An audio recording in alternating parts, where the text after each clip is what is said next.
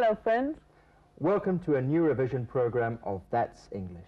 In today's documentary we're going to talk about multiracial Britain. And about the problems that lots of British citizens have that are not of Anglo-Saxon origin. Before watching the documentary, we want you to know the meaning of some new expressions you'll hear in it.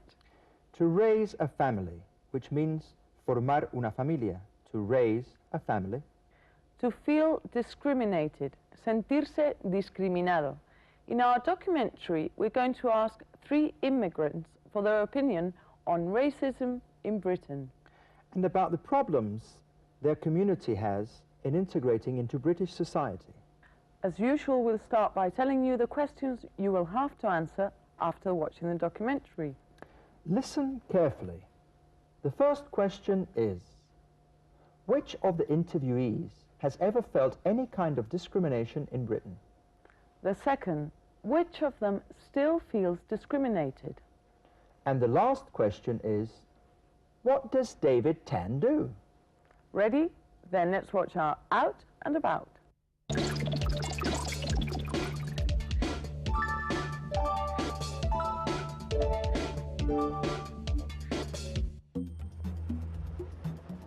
A walk around London is enough to realise that Britain today is a multiracial society.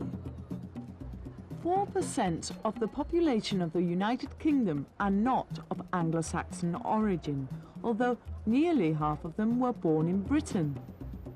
But many of those new British citizens may have had problems to integrate into British society.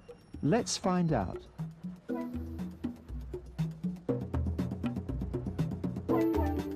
This is an area where many people of Caribbean origin live, and this is Mr. Lashley's home. Errol Lashley arrived in Britain from Barbados in 1956. In Britain he got married and raised a family.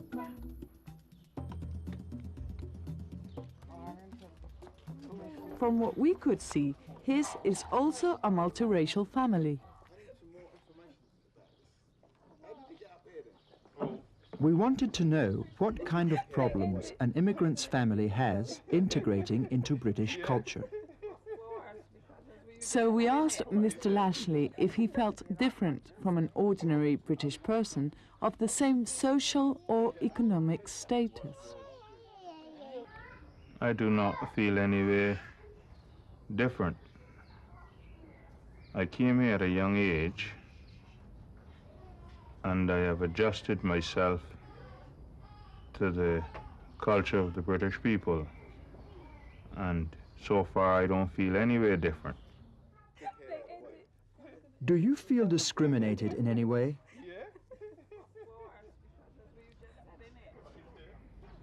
No, not now. In the early days, I would say I feel a little bit discriminated.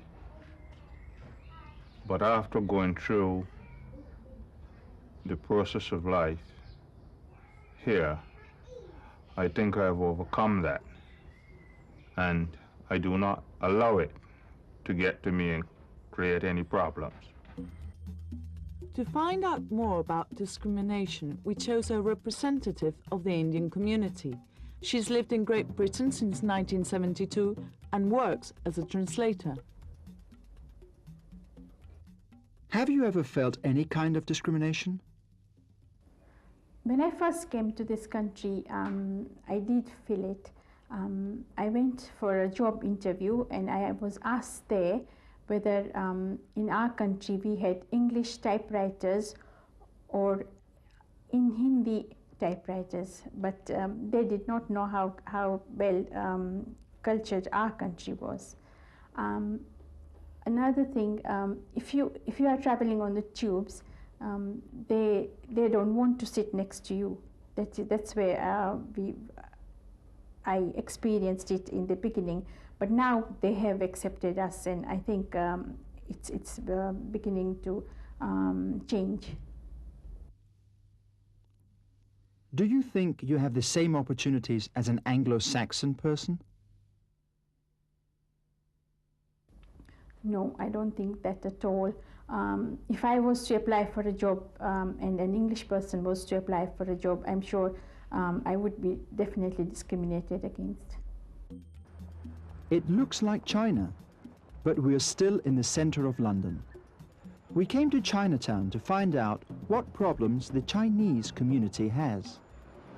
My name is David Tan. My surname is T-A-N, Tan, and I'm the Chinese Community Liaison Officer for Westminster City Council. I work for the people in the city, and I help them in every respect of their life. It can be to do with schools, it can be to do with their businesses, with their planning matters, or like you can see in Chinatown itself proper. I assist families in interpreting and translation in schools. In your opinion, why is the Chinese community so closed? As far as the older generation is concerned, the nature of their work makes them feel that they have to be part of their community because the way they work, by the time they finish, most of the other businesses are shut. So consequently, they go to their own clubs and they have their own meetings. And that is why they have to keep close together. Also for help and guidance, and especially the older generation has difficulties with the language problem. But in spite of all the problems mentioned, it is clear that these new British citizens, with their varied cultural backgrounds, are enriching the social and cultural life of the United Kingdom. We are sure you understood everything. Or nearly everything? Well, what is important is that you understood the main points. Just in case, let's check the answers. Do you remember the first question? Which of the interviewees has ever felt any kind of discrimination in Britain? Let's see. In the early days, I would say I feel a little bit discriminated. When I first came to this country, I did feel it. So the answer is Mr. Lashley and the Indian lady. The second question was, which of them still feels discriminated? It was the Indian lady. Let's listen to her. If I was to apply for a job and an English person was to apply for a job, I'm sure I would be definitely discriminated against. And the last question was, what does David Tan do? David Tan himself told us. I work for the people in the city, and I help them in every respect of their life. So he helps the Chinese community in every respect of their life. And he's the Chinese Community Liaison Officer in Westminster. Es el representante de la comunidad china ante la autoridad local. Now let's move on to the sketch. But before we do, I'd like to ask you a question, Sarah.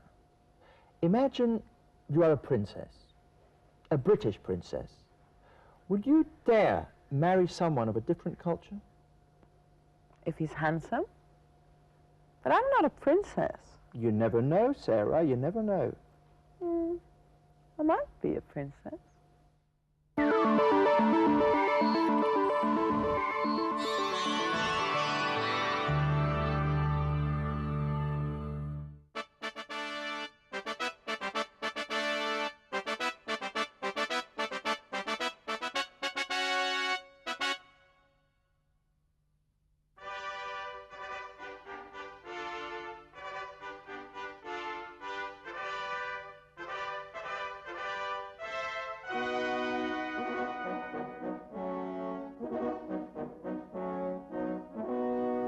Don't you like the show?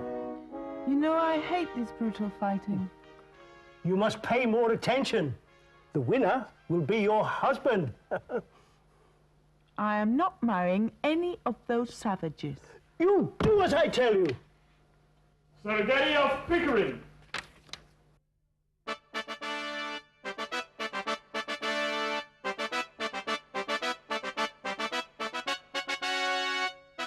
Your Majesty, my beautiful Lady Sarah, In a minute, I'll beat the last knight in the joust. Then you and I will go and celebrate my victory. I am so sorry. I have an appointment with my hairdresser. Oh. Page, who is my next rival? The Black Knight.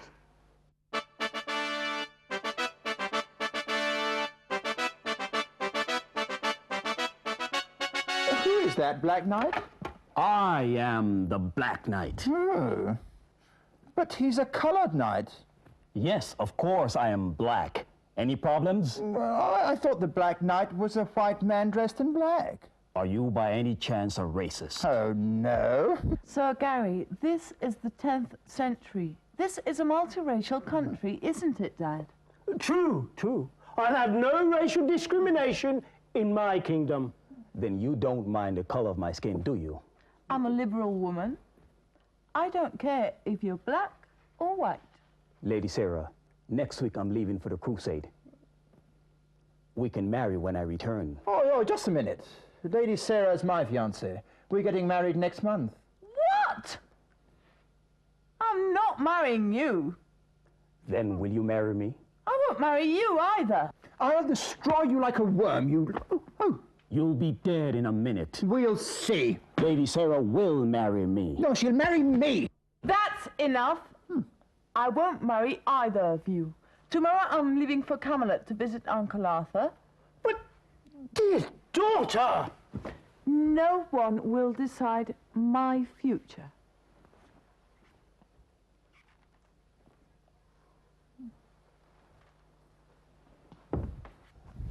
How temperamental. What shall we do now? I don't know. By the way, is it true that you're going to the crusade? Yes, we're leaving next week. I haven't got anything to do next week. I might come with you. Why don't we talk it over a couple of beers, you and I? Great.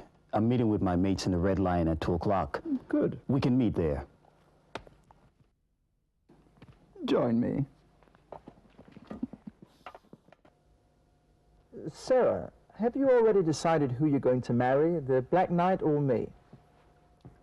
Both. Great. So I can choose, darling. Well, while we discuss that, let's have a look at our summary.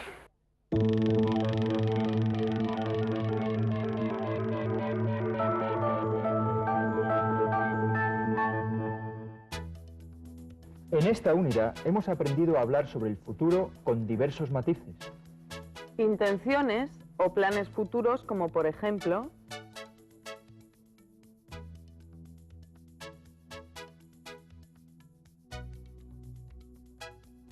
predicciones o promesas como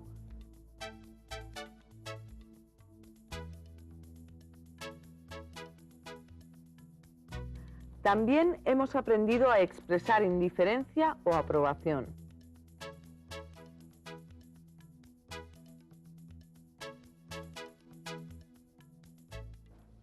Just a moment. Sarah, would you marry me if I was from a different culture? No, never. You see, you're a racist. I'm not a racist. I just don't hate you enough.